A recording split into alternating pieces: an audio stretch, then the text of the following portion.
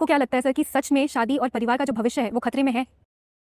सच बताऊं तो है, मुझे तो ऐसा लगता है। देखिए, ये सब चीज़ें शुरू होने में सैकड़ों साल लगते हैं, खत्म होने में सैकड़ों साल लगते हैं।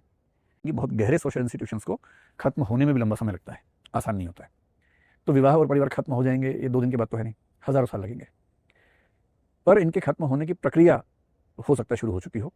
मेरा रफ आइडिया, अगर आप पूछें, रफ आइडिया ये है, बड़े शहरों में भारत में आज से 100-200 साल के बाद इक्वल नंबर में लोग होंगे जो शादी करेंगे और नहीं करेंगे। 500 साल बाद शादी करने वाले शायद माइनॉरिटी माने जाएंगे, जो नहीं करते हैं वो मेजोरिटी हो जाएंगे। 1000 साल बाद शायद लोग कहेंगे कि अच्छा, जानते हो कानपुर में एक शादी हुई है, 300 साल बाद हुई है। शायद 1000 साल बाद ऐसी बातें हों, क्योंकि मैं तो समाजशास्त्र का विद्यार्थी हूँ। सोशियोलॉजी ये मानती है कि कोई भी सोशल सिस्टम ज़रूरतों से पैदा होता है, ज़रूरतें बदलने में खत्म हो जाता है। तो शादी कुछ ज़रूरतों से पैदा हुई थी। आप इमेजिन कीजिए, एक ऐसा झुंड है जिसमें कोई सिस्टम है ही नहीं, कोई भी किसी पे हमला कर देता है। जैसे एनिमल्स में आप देखेंगे, कोई नियम नहीं है, कोई डॉग है किसी बीच में हमला कर सकता है, कोई रोकने वाला नहीं है उसको। ह्यूमन बींग्स में शुरू में ऐसा होता होगा, जब हम झुंड में रहते थे तो बड़े बूढ़े एप्स ने मिलकर तय किया होगा भाई सिस्टम बनाओ, ऐसे ठीक नहीं है। क्यों सिस्टम बनाओ? एक तो कौन किस पे हमला कर दे भरोसा नहीं है, सुरक्षा मिले सबको। दूसरा, कौन सा बच्चा किसके पता ही नहीं चल रहा, तो परवरिश कौन करेगा?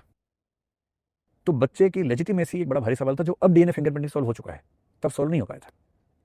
और उस समय सॉल्व करने का एक ही तरीका था कि एक स्त्री केवल एक पुरुष के साथ रहे, क्योंकि बच्चा तो माँ के पेट से होगा। माँ एक ही पुरुष के साथ रही है तो ये तय हो गया कि बच्चा इस पुरुष का है, और कोई तरीका ही नहीं। इसीलिए कहावत चलती है अफ्रीका में, mother's baby father's maybe. ऐसी बहुत कहावतें हैं। Mother is a fact, father is a faith. जितने चेंजेस 100-200 साल में होते थे वो अचानक इस पीढ़ी के सामने 10 साल में हो गए हैं। दिक्कत ये है, ये बदहवासी की हालत में समझ नहीं पा रहे कि क्या हो गया अचानक। इतने चेंजेस जब होते हैं तो इसको एनोमिक सिचुएशन बोलते हैं, एनोमी बोलते हैं हम सोशियोलॉजी में। एनोमी का मतलब है कोई नॉर्म नहीं है, नॉर्मलेसनेस है, कोई सिस्टम बन ही नहीं पा रहा, हर इंसान अपने हिसाब से जी रहा है। धीरे धीरे सिस्टम्स फिर से बनेंगे।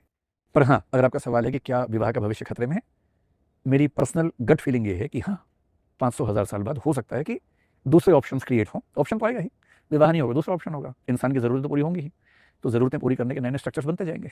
और सोशियोलॉजी का विद्यार्थी होने के नाते बहुत इमोशनल होकर बात नहीं करनी, हाय परिवार के बिना कैसे जिएंगे, हाय विवाह के बिना कैसे जिएंगे। अरे, आज से 5000 साल पहले विवाह नहीं होता था। इंसानों का इतिहास 10 लाख साल का है, उसमें शादी का इतिहास 5000 साल का सिर्फ। तो 9,95,000 साल इंसानों की सभ्यता बिना शादी के ही रही है। ये कोई नियम थोड़ा है। ये तो क्या होता है कि जो चीज़ें चलती हैं फिर हम धर्म और उन सब बातों से मान लेते हैं कि ये प्राकृतिक है, नित्य है, नियम है। ये तो समाज को समझाने के तरीके होते हैं, पर समाज की अपनी एक गति है और वो इन बातों से रुकती नहीं है। चेंजेस आएंगे तो आएंगे। औद्योगिकरण, शहरीकरण से जो बदलाव यूरोप में आए हैं, अमेरिका में आए हैं, आप कितनी भी ताकत लगा लीजिए उनको रोक नहीं पाएंगे। वो यहाँ भी आएंगे, बेंगलोर में आ रहे हैं, नोएडा में आ रहे हैं, मुंबई में आ रहे हैं, आके रहेंगे। वो मेरे या आपके चाहने से रुकेंगे नहीं।